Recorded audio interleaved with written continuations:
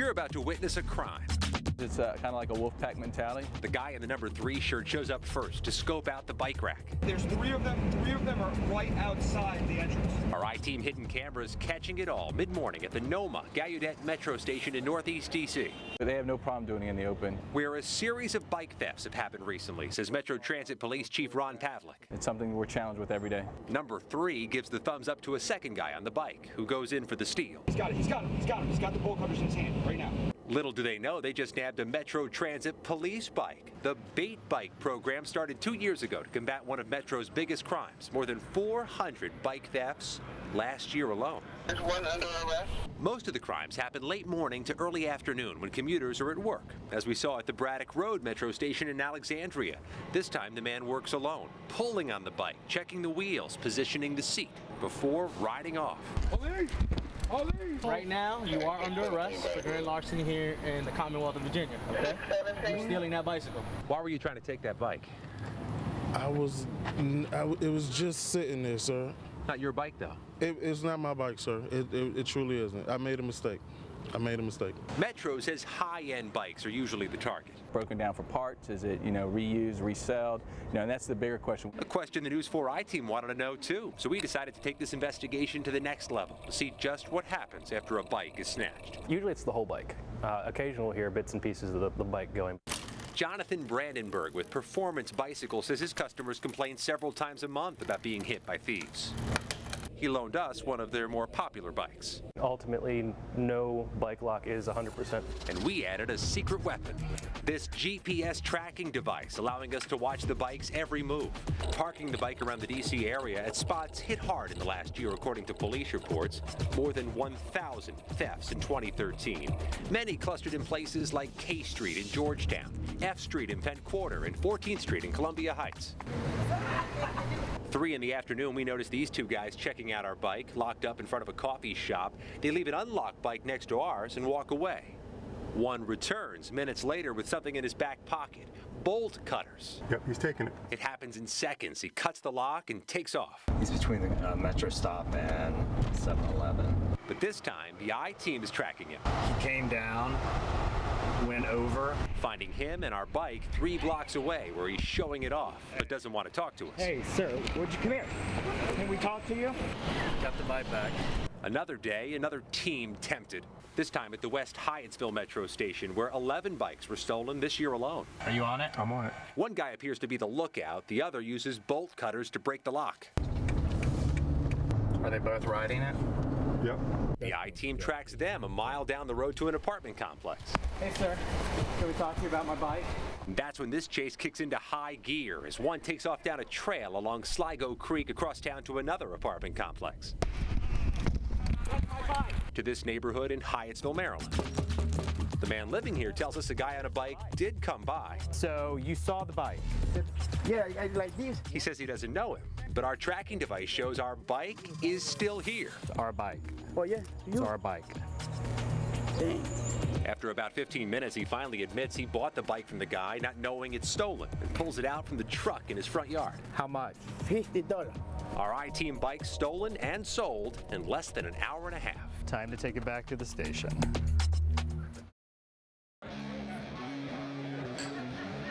If you've bought a drink, sold a drink, or even downed a drink in Montgomery County, it likely had to go through this building first, the Department of Liquor Control. The agency is the wholesaler for all alcoholic beverages in the county, taking orders and making deliveries to almost 1,000 restaurants, bars, and stores. But multiple sources tell the News 4 I-Team some county employees are skimming cases of beer and selling them on the black market. If I say no, I was worried he might hurt me too. This store owner says he's scared to show his face after a county delivery man tried to illegally sell him beer under the table by telling him, I got 10 extra case beer and you want to buy some cheap price. He says the delivery man wanted cash for those extra cases on his truck. My answer was no, no, no. Another store owner tells us delivery guys offered him extra cases too in exchange for cigarettes. It's been going on for years. The News 4 I-Team also heard from several insiders with liquor control. The people that are immigrants are very vulnerable. I believe there's intimidation. Maybe they should say no, but maybe they feel intimidated and they feel like they should go along with it. Our sources tell us the theft goes down in one of two ways. Instead of delivering the complete order, they actually keep a couple of boxes on the truck and tell the store owner they were short. But these boxes, they're going to get delivered to another store further down the road for half price in cash. Or this time, the store owner is in on it, paying the delivery crew cash for some of the cases. In either scenario, the delivery crew is filling out one of these county credit forms, claiming the cases were short on truck.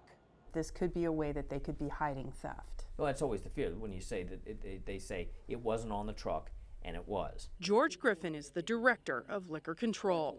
He says incomplete deliveries or shorts are an unavoidable part of the business, and regular counts or audits should flag any missing inventory. We should be able to account for virtually every case that's in the system one way or another. But our insiders tell us the county delivers so many cases and makes so much money, it's easy to hide the thefts. Because even though the county says it knows how much money it credited back to stores, no one is keeping track of why, meaning no one is checking those individual pieces of paper to see which delivery crews or which stores had the most shorts.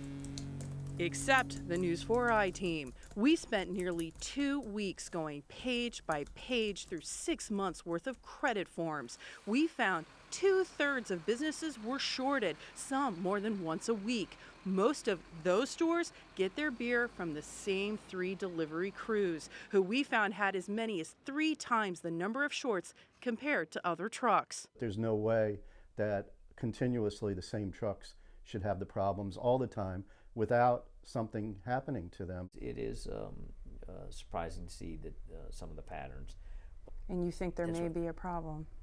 It sounds like... Well, sure. But Griffin says any potential thefts are small compared to the volume of beer sales in the county, almost 5 million cases a year. You never make so much money that you're not worried about problems. Griffin tells the I-Team he made changes as soon as we showed him what we found. All shorts now must be immediately called into a supervisor on the route, and the county will be watching specific delivery crews for red flags. Is this acceptable, what we have found, or is this cause for concern and you're going to have to go do something? No, absolutely cause for concern. I mean, I'm glad you brought it out.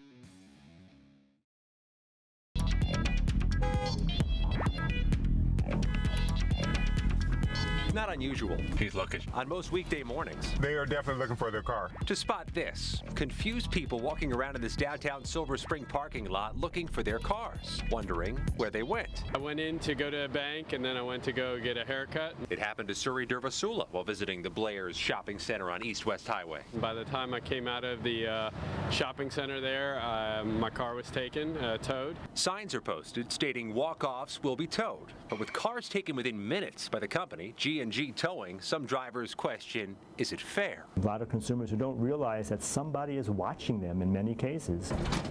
Eric Friedman with Montgomery County's Office of Consumer Protection investigates towing complaints and says G&G gets the most complaints each month. These would be G&G Towing. Friedman says a new state law in 2012 made it illegal for towing firms to employ spotters, a person whose primary job is to report unauthorized vehicles for towing. Somebody who just stands on the street or hides in a garage or in a building waiting for someone to walk off the property, make one false step. They've turned our shopping centers into lucrative fishing holes for towing companies to get rich.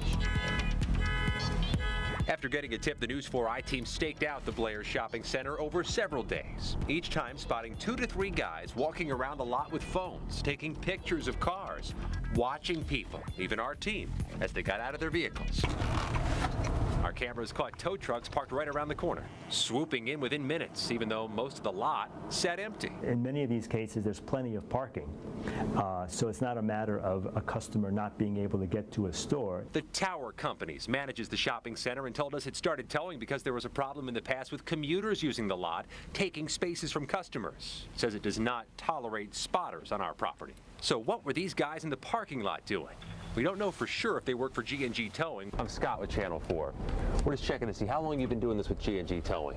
I am not with G&G Towing. What are you talking about? But when we sent Montgomery County a picture of this guy, they said he's not only an employee, but the owner of G&G Towing.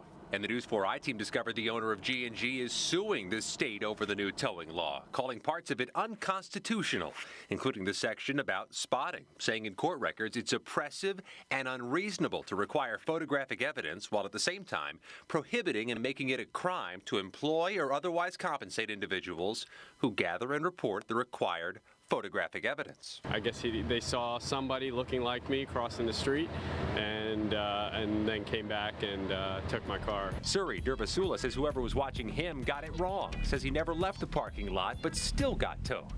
Our camera's rolling as G&G brought his car back to the shopping center. How many times did they actually make this mistake? Who knows, right?